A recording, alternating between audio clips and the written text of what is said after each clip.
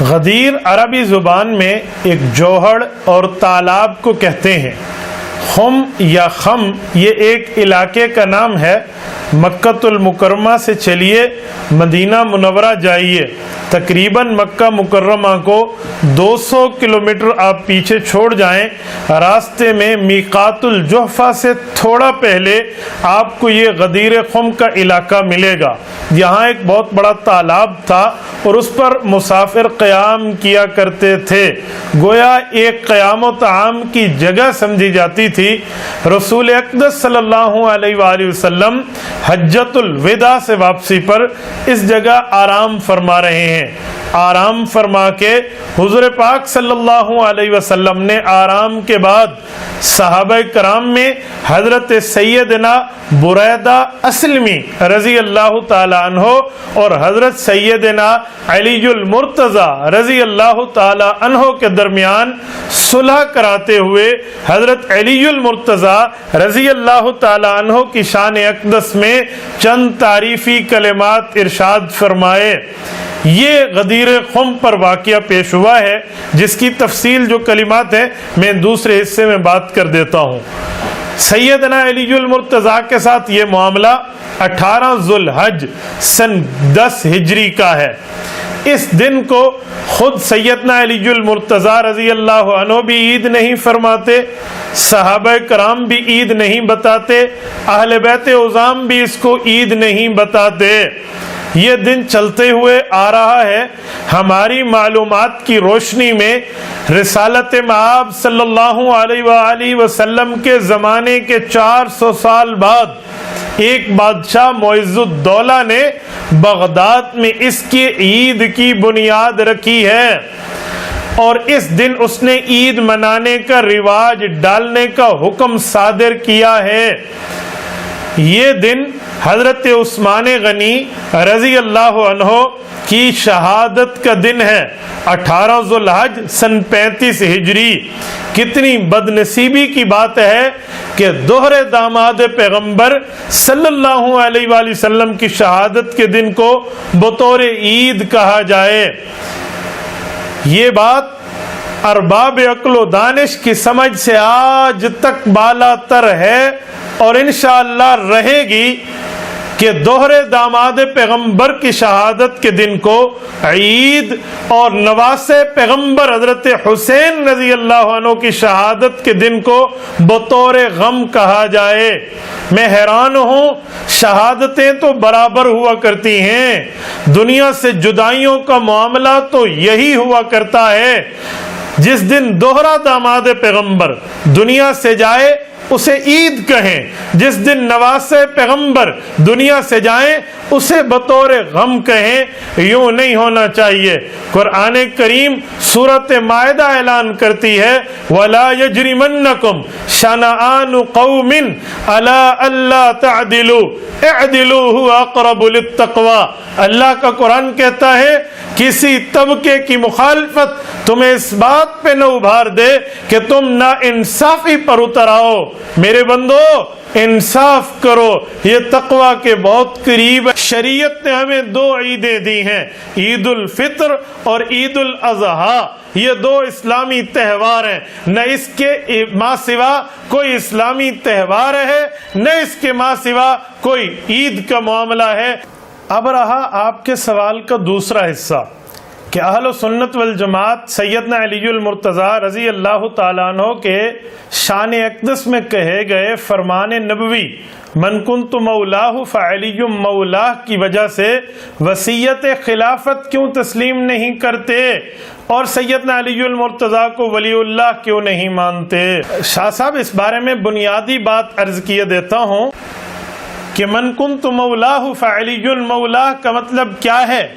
ہمارے نزدیک اس کا صاف مطلب یہ ہے، رسول اقدس صلی اللہ علیہ وسلم اعلان فرما رہے ہیں لوگو جو مجھے دوست اور محبوب رکھتا ہے وہ سیدنا علی المرتضی رضی اللہ تعالیٰ عنہ کو دوست اور محبوب رکھے، کیونکہ آگے لفظ موجود ہے اسی حدیث میں، اللہم والی من والاہ وعادی من آداہ، اے میرے مولا جو اس کو دوست رکھے تو اس کو دوست رکھ، جو اسے دشمن رکھے تو اس کو دشمن رکھ۔ مودت کو عداوت کے مقابلے میں، ولایت کو دشمنی کے مقابلے میں، دوستی اور دشمنی کا لفظ اللہ کے رسول نے اس کمپٹیشن میں ارشاد فرمایا ہے، جس سے سمجھ آتا ہے کہ یہاں معنی دوست ہے، یعنی جو بندہ رسول اللہ کو دوست سمجھتا ہے وہ بندہ سیدنا علی المرتضیٰ کو دوست سمجھے۔ اس کا پس منظر میں عرض کیے دیتا ہوں، البدایہ والنہایہ کی جلد 5 میں موجود ہے، حضرت رسالت مآب صلی اللہ علیہ وآلہ وسلم حضرت علی المرتضیٰ رضی اللہ تعالیٰ عنہ کو چند ساتھیوں سمیت یمن بھیجتے ہیں ضروری کام نمٹانے کے سلسلے میں اور قاضی اور بطور جج بنا کر بھیجنے کے سلسلے میں۔ جب بھیجنے کا وقت آیا سیدنا علی المرتضیٰ نے عرض کیا، یا رسول اللہ میں وہاں کیسے فیصلہ فرماؤں گا، میرے لیے دعا فرما دیں۔ تو حضور پاک صلی اللہ علیہ وسلم نے دعا فرمائی، ان اللہ سیہدی لسانک ویثبت قلبک، اے علی میں اللہ سے مانگ رہا ہوں اللہ آپ کی زبان مبارک کو صحیح رکھے گا، آپ کے دل کو رہنمائی کے طور پہ رکھے گا۔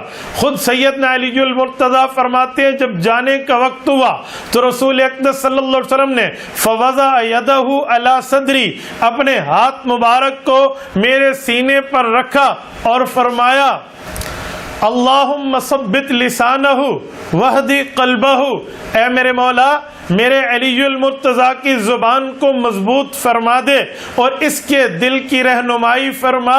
یہ دعائیں لے کر سیدنا علی المرتضیٰ یمن تشریف لے گئے۔ حضرت علی المرتضیٰ کے ساتھ چند صحابہ بھی ہیں۔ جب وہاں پہنچے مال غنیمت اکٹھا ہوا، مال فیء اکٹھا ہوا، وہ سارے رسول اللہ کے پاس لانے تھے۔ اتفاق سے کام یہ ہوا کہ ابھی حضرت علی المرتضیٰ نے رسول اللہ کو بھیجنے تھے، ان میں سے چند چیزوں کو استعمال فرما لیا۔ جو 7 ساتھی گئے تھے ان کو ناگوار گزرا، انہوں نے سمجھا یہ تو امانت میں خیانت ہے، اس کو تو ایسے نہیں کرنا چاہیے۔ اس بات پہ ان نے حضرت علی المرتضیٰ کی مخالفت کی اور اپنے دل میں حضرت علی المرتضیٰ کی اس بات کو ناگوار سمجھا۔ حضرت علی اور حضور پاک نے ان کے ساتھیوں کو فرمایا تھا جب حج کے دن آئے تم مجھے آ کر مکہ المکرمہ میں ملنا۔ ادھر سے اللہ کے رسول صلی اللہ علیہ وسلم مدینہ منورہ سے چلے ہیں، صحابہ کرام کے قافلے ساتھ ہیں، راستے میں صحابہ کرام کے قافلے ملتے چلے گئے۔ مکہ میں ایک عظیم اجتماع ہوا حجۃ الوداع کا، اللہ کے رسول صلی اللہ علیہ وسلم کے ساتھ حضرت علی المرتضیٰ آ کر ملے ہیں۔ اس موقع پر حضرت علی المرتضیٰ کے خلاف شکایت جو صحابہ کے دلوں میں تھی کہ انہوں نے آپ تک پہنچائے بغیر مال کو استعمال کیوں کیا ہے، وہ اللہ کے رسول صلی اللہ علیہ وسلم کی خدمت میں بیان کی ہے۔ اس موقع پہ سیدنا بریدہ اسلمی رضی اللہ تعالی عنہ نے جب اللہ کے رسول کی خدمت میں شکایت پیش کی تو حضور پاک صلی اللہ علیہ وسلم نے پوری بات کو سنا۔ اس کے بعد حضرت بریدہ سے پوچھا، صحیح بخاری میں یہ روایت جلد 2 کے اندر موجود ہے، یا بریدہ اتبغض علیہ، اے بریدہ آپ حضرت علی المرتضیٰ کی اس مسئلے پر مخالفت کر رہے تھے؟ حضرت بریدہ عرض کرنے لگے، نعم یا رسول اللہ، جی ہاں میں نے اس مسئلے پر حضرت علی کی مخالفت کی ہے۔ اللہ کے رسول نے فرمایا، لا تبغضہ فإن لہ فی الخمس اکثر من ذلک، بریدہ ان کی مخالفت نہ کر، وہ اہل بیت ہونے کے ناطے خمس کا حصہ اس سے زیادہ بھی لے سکتے تھے۔ سورت نمبر 8 سورت انفال آیت نمبر 41 اللہ رب العزت ارشاد فرماتے ہیں، فَأَنَّ لِلَّهِ خُمُسَهُ وَلِلرَّسُولِ وَلِذِي الْقُرْبَى وَالْيَتَامَى وَالْمَسَاكِينِ وَابْنِ السَّبِيلِ، اللہ نے فرمایا جو غنیمت کا مال حاصل ہو ان میں سے 5واں حصہ اللہ کے لیے، اللہ کے رسول کے لیے، رسول اللہ کی قرابت داروں کے لیے، یتامہ مساکین اور مسافروں کے لیے ہے اگر وہ ضرورت مند ہوں۔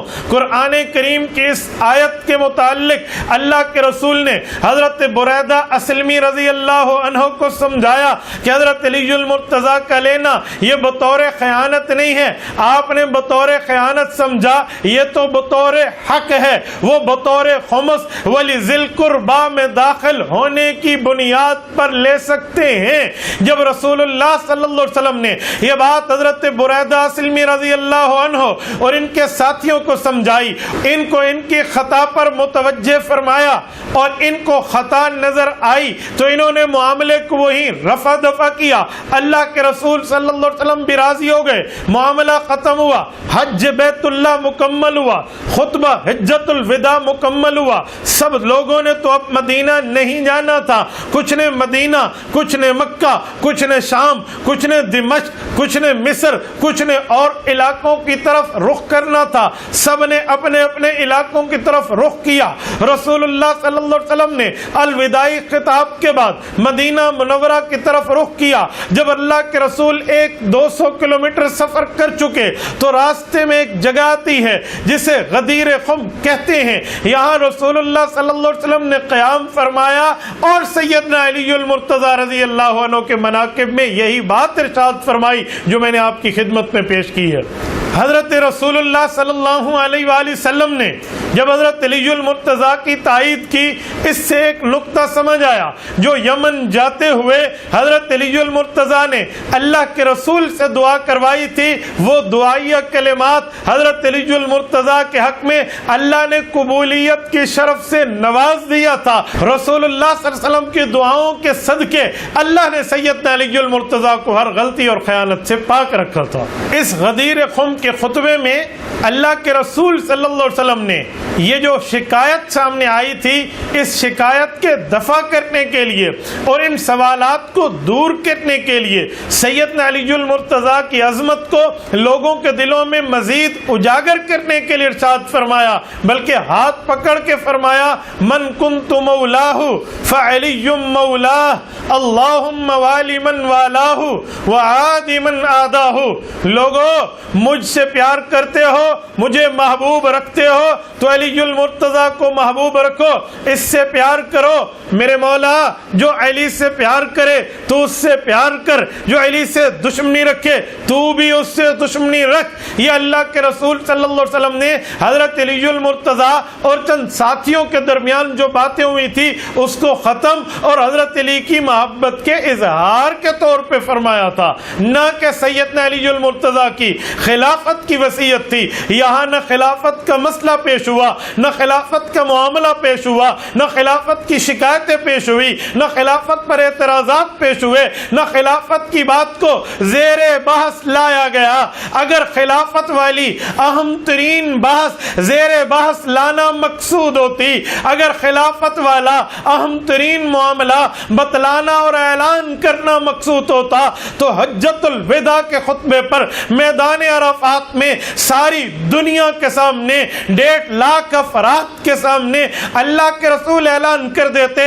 رسول اللہ صلی اللہ علیہ وسلم نے وہاں اعلان نہیں فرمایا، بلکہ واپسی پر اپنے ساتھیوں میں ایک معاملے کے ختم کیا جانے کے بعد محبت بھرا خطبہ دیا، پیار بھرا خطبہ دیا، عقیدت بھرے چند کلمات ارشاد فرمائے ہیں۔ اس کو خلافت نہیں کہا جا سکتا۔ اگر خلافت کی وصیت ہوتی تو برسر عام ہوتی، برسر منبر ہوتی، اعلانیہ ہوتی، ہر بندے تک بات پہنچتی۔ جیسے خطبہ حجت الوداع میں اللہ کے رسول نے بہت سے احکامات سب کو بتائے، خلافت والا معاملہ تو سب کے بتانے کے لیے ہوتا ہے۔ اگر یوں ہوتا تو برسر عام وہاں اعلان کیا جاتا، یہاں راستے میں یہ بات نہیں